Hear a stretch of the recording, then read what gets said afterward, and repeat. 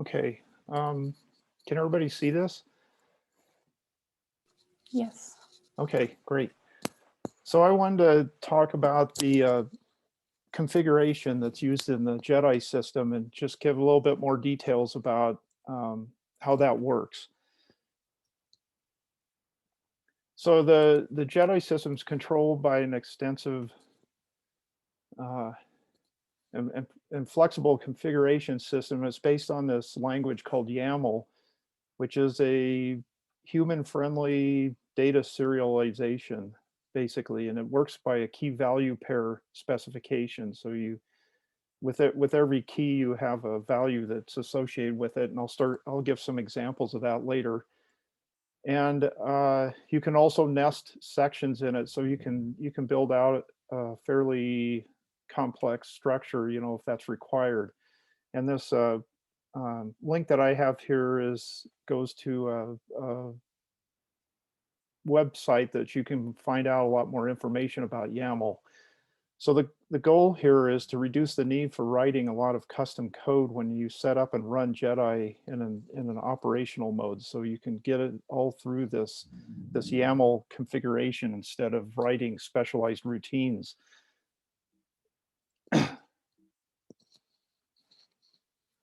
So here's some examples of what you can do in YAML. So this first example here in the upper left, you can create a list, and the marker to denote a list is this hyphen that's at the front here. So all the items that have hyphens in front of them become a list. There's an alternate syntax where you can just list the items as comma separated items with square brackets around it. That's another way to do a list. And you can also have just basic key value pairs. So here we've got some baseball player statistics here, and HR would be like the home runs, and that's the key, and then the value that goes with it is 65 and so forth down the line here. And you can set up associations that way. And then you can combine these things. So in this example here in the lower left, you can have keys where the values themselves are lists.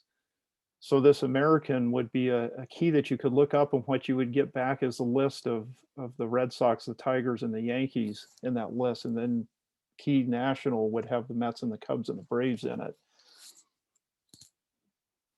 And you can also kind of flip that around, and you can make lists that have key value pairs structure inside them. So this, if you were to parse this, you would get this first list item here, and you would have access to keywords named name, HR, and average, and then they would have those associated values. And then you go get the second item in that list, and then you would have name with the new names, the new values, and the keys under it. So as you can see from these examples, there's quite a bit of flexibility in the way you can structure this and put things together. So in general, you have a hyphen that specifies a list. You have a colon that separates a key and a value, and you can also put comments into YAML. And this is one of the reasons that we chose YAML, so that we can put comments inside the files and describe what's going on. There's another language called JSON that's very similar to this, but JSON doesn't allow comments. So that's why we went with YAML.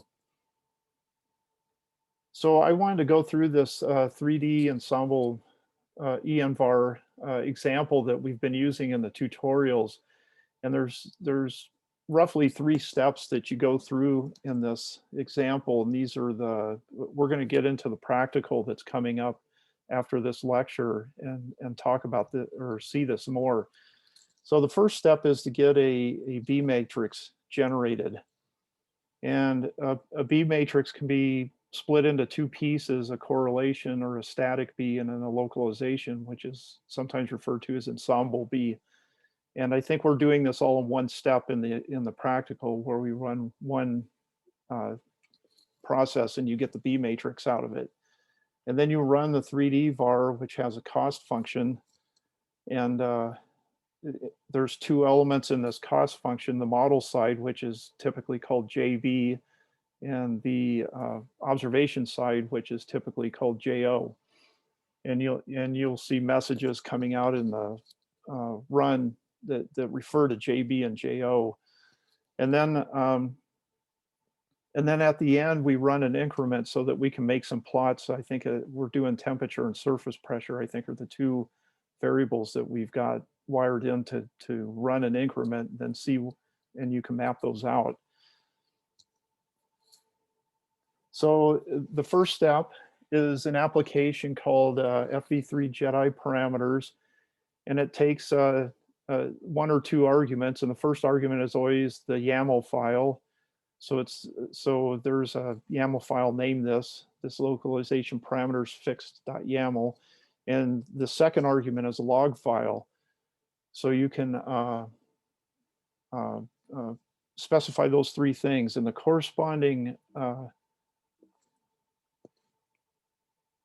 YAML section inside this localized parameters fixed.yaml looks like this sample that I've got here. I've put in 3 dots. That's not part of the YAML syntax. I'm just trying to get it all to fit on one line, so I've skipped lines, and that's what those 3 dots represent. There's more information there, but it would never fit on one slide if I tried to show the whole thing. So at the beginning, you specify the resolution, and it's done through this name list file, and more parameters that specify like the number of points in the grid and stuff where those 3 dots are. And you can see the syntax that they're using. They're nesting a set of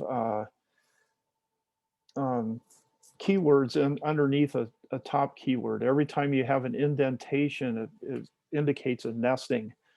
So this NML file MPP keyword, it lives underneath the geometry keyword. So this whole geometry section is how you specify the grid resolution. And then you need to specify what the variables are going to be. So these are listed here, and this is using that list, this alternate list syntax that I mentioned before with the square brackets. And then down here, we're telling, we have a section called bump, which is the thing that's producing the B matrix, and various parameters that it needs. And then we're specifying the method here to do localization. So this is going to create the matrix that you need for the upcoming 3D ENVAR run.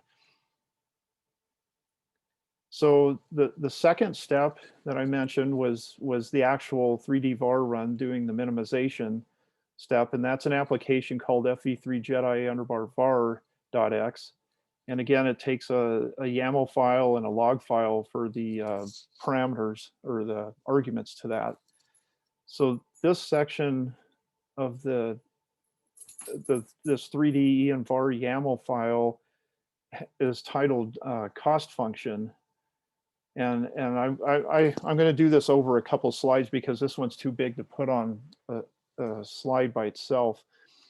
So we'll talk about the cost function first and how that's set up, and then go to the different pieces.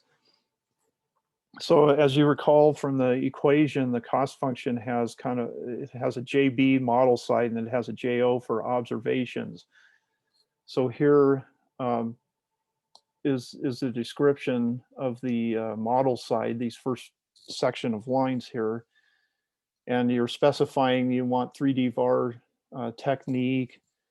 You can specify analysis variables. You're specifying parameters about the model. So covariance model is an ensemble model, and the members of the ensemble are listed here. And you're going through like data ensemble member 1 and all the way through 32. So here's a list that's being created, and it has 32 members in it.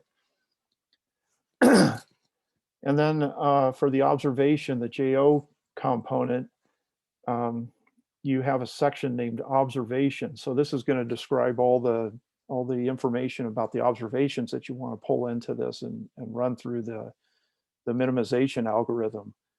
So this is a repeated section, a list of ob spaces, and here's one for aircraft, and then the next one's for AMSU-A, and you can just keep listing these on down the line.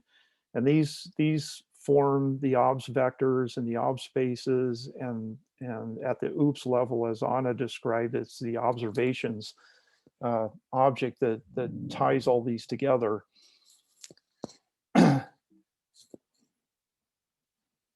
Whoops. So if we take this AMSU-A one and kind of blow it up or expand it, it has different sections within it. So you tell it its name is AMSU-A. This is a name that shows up in the reports, so that as the reports come out, you can see that it's this section. Under these three dots, you're doing more things like specifying what file to read it out of and things like that. And then you want to tie that with an OBS operator that's using CRTM in this case to simulate the radiance.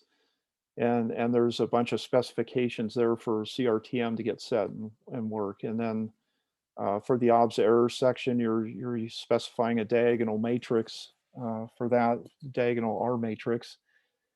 And then you can also specify a series of filters. So like in this case, there's a bounds check and a background check and a domain check. And I think there's more actually in the file that you're going to be using, but I just wanted this to fit here and show how this is structured. So then the third step is creating the increment so that we can make a plot. And oh, I'm sorry, we're still on the second step. There's more in this file that I wanted to show.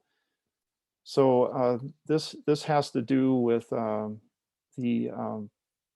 minimizer specification and the algorithms that you're going to be using. So here at the top, we're specifying that we want to print out O- analysis. So the observations minus the analysis. That's a diagnostic that we want to have access to and we can print out or make a plot of it, I mean.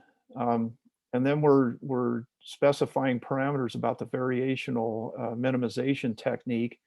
So we're picking an algorithm, and there's quite a few that are in JEDI that we can pick from now. And then we're specifying the iteration control here. So what we have shown here is one outer loop with one inner loop that's repeated 25 times or iterated 25 times.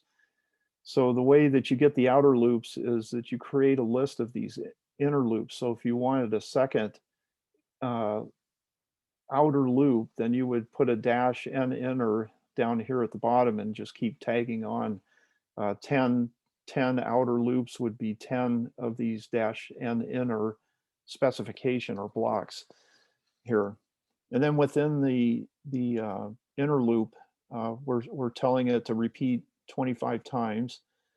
We're giving it some parameters about in the cost function. And then we're specifying an increment geometry that can be used during this minimization task. And then we're telling it that we want the O- background diagnostic to be dumped out so that we can plot that later. So now we're on the third step, and this is to run the increment and get some diagnostics files so that we can make plots and take a look at what's happening in the whole DA run.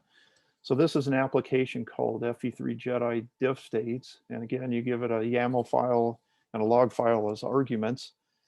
And inside this YAML file, we're just giving descriptions of what we want to produce here. So we have grid resolutions. It's possible to change grids. from the input to the output. So these are specified in these two blocks here. And then we're specifying the variables that we want to come out of the model and view in these diagnostic files that we're creating. So we're giving descriptions here of different states, for the analysis in the background and the increment, and which variables to print out. And then we're giving an output format like a lat/lon format, and more specification about how to create the file. So in order to process all these configurations and YAML files, we have a package in ECKit that provides a configuration class, and it's given in this path here inside the ECKit repository if you want to go take a look in this configuration.h. And when you issue a constructor of this class, which is the thing that builds the object, you pass it a file name, which is the YAML file for that configuration, and it'll construct a configuration object in memory that holds all the information that's in that YAML file. And then the configuration object provides methods so that you can read the key value pairs and parse the file. So there's this link here is some documentation that we provide with the system. And there's a couple of pages that go through and give you much detail about how all this works and everything, but I want to show some samples here on the next slide so that you can kind of get a feeling for how this works. And if you're down in the Fortran realm, you can also get access to this ECKit configuration class through an API that FCKit provides. So you can also take a look at the configuration specifications at the Fortran level. And we've got a new OOPS parameter class now that we're kind of migrating to now. It's in transition, but this parameter class provides more methods and management of the parameter specifications that are in a file. So basically, it utilizes this ECKit interface to create a parameter class. And what this thing is adding to the mix is to be able to do type checking on the parameters that you've specified. You know, if you are specifying the number of iterations, you can type check that and make sure that an integer was specified instead of like a floating point or a string or something like that, which would not work well. And it also provides this isn't a feature, this is a feature that's going to be coming up soon. It also provides a way to describe a schema of what these configuration files should contain. So it's kind of like almost like a grammar specification of what goes into the file, where it says when you're doing a 3D var, you have to have these sections, these particular sections are required, and these other particular sections are optional. And we can do checking of the configuration files, all the YAML files with this. That's a feature that's being developed, and it'll be available pretty soon. So at the ECKit level, let's see. So here's an example of a op space here, specification where we're containing a single key at the top level called ob space. So that defines a block, and each one of these indentations here is a different nesting of specifications. So the key's name and simulated variables and generator nested one level down from ob space, and then the keys random and obs error are two levels down from ob space. So the way that you get access to these things through the API is to use a dot to specify the levels of nesting. So this dot is kind of analogous to specifying a path on the file system, and a slash that's used to separate directory names. So if you want to get at this nobs, oops, this nobs value key value pair, you can say obspace.generate.random.nob. So your obspace generate random nobs and get access to it that way. And this is a construct and a syntax that the API uses. So there's all these functions that are used in the API to get access and to read these key value pairs out of the YAML. So there's a list here. You can do Booleans, integers, longs. You can get scalar values, float, double, string, and there's also vector counterparts to all these, where you can get when you have a list that's specified like with the dashes or the square brackets, this will read the whole vector of that list in. So for an example here, to read this nobs parameter, you would call this get int, and what you would get, what would be returned from this function is this integer here, and it would be the value 10 that would come back. You would pass in obspace.generate.random.nobs, and you get the value 10 back. Or if you're reading a vector, you could pass in the parameter obspace.generate.observers, and what would come back would be a float vector that has two elements with a 1 and a 2. So this is how you, at this EC-kit level, you can parse these files. So I think, yeah, that's all I had for the presentation then. So I guess we can go to the questions and answers now.